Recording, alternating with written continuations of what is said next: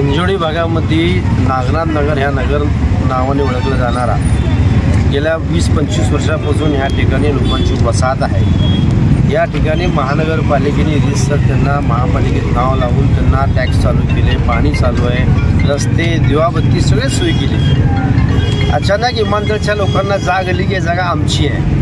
ह्या जाग्याच्या उतार्यावर अगोदर नाव राजमाने म्हणून मालकाचं नाव होतं तो, त्या मालकाने यांना विकत दिलेलं आहे। या लोकांनी विकत घेऊन आपला कसं तरी करून 1000-2000 5,000 प्लॉट घेऊन इथं आपलं घर परमनंट तयार केलं। या ठिकाणी अचानक विमानतळाच्या गेल्या 2 वर्षापासून विमानतळाची मागा लागत की जागा आमची आहे म्हणून आता ते कोर्टात वाद चालू आहे। कोर्टात वाद चालू असताना रात्रीच्या वेळी असं येऊन ह्या चुकीच्या पद्धतीने करणे हे अतिशय चुकीचं आहे। आता प्रांत अधिकारी काय म्हणले, बाबा आम्ही तुमचं घर पाडायला आलेलं नाही आहे, आम्ही फक्त इथं या ठिकाणी कंपाऊंड बांधायला आलो। कंपाऊंड बांधायचा अर्थ काय? कंपाऊंड बांधले म्हणलं तर यांचा कब्जा त्या ठिकाणी आहे असं सिद्ध करण्यासाठी इथं त्यांचं मत आहे। माझं त्यांनी विनंती की बाबा तुम्ही असं करू नका, पवित्र रमजानचा महिना सण चालू आहे, लोक सगळे आपल्या त्या उपासामध्ये आता थोडक्यात दिवसच सण आहे, सगळे आपल्या सणामध्ये लागल्यात, अशा वेळी तुम्ही हे कारवाई करू नका म्हणून विनंती केलो। तर उद्या सकाळी 10 वाजता प्रांत ऑफिसला मिटिंग बोलू यातल्या नागरिकांची, त्या नागरिकांच्या वतीने तिथं आता मिटिंगमध्ये काय ठरतं बघू। आम्ही तर विनंती करणार की हे जे कार्यक्रम आहे ते रमजानच्या नंतर काय तर बसून करू आपण, कारण शेवटी हे कोर्टाची बाब आहे। कोर्टाचा जर आदेश असेल तर तुम्ही करा, नाही असं नाही। आता ते प्रांत अधिकारी म्हणजे कोर्टाचा आदेश नाही, फक्त आम्ही काय घर पडालो का?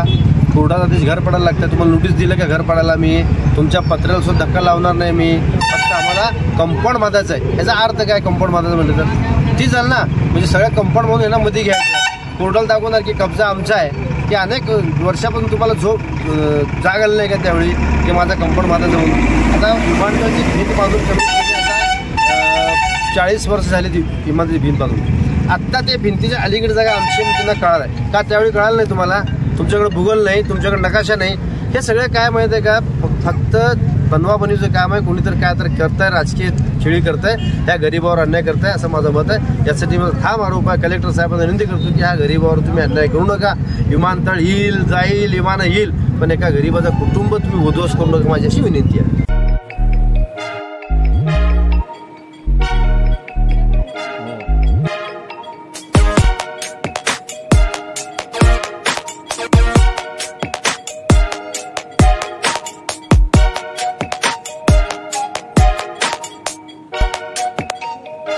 सोलापूर शहरातील सुप्रसिद्ध हॉस्पिटल म्हणजे सेंट्रल मल्टी स्पेशालिटी हॉस्पिटल मागील अनेक वर्षापासून सेवा बजावत आहे। 24 तास इमर्जन्सी सर्व्हिस, मॉडर्न टेक्नॉलॉजी, अनुभवी डॉक्टर्स तसेच अत्याधुनिक तंत्रज्ञान सुविधांनी सुसज्ज स्त्रीरोग प्रसूती विभाग, ऑर्थोपेडिक विभाग, मेडिकल विभाग आणि इतर एकमेव नाव म्हणजे सेंट्रल मल्टी स्पेशालिटी हॉस्पिटल।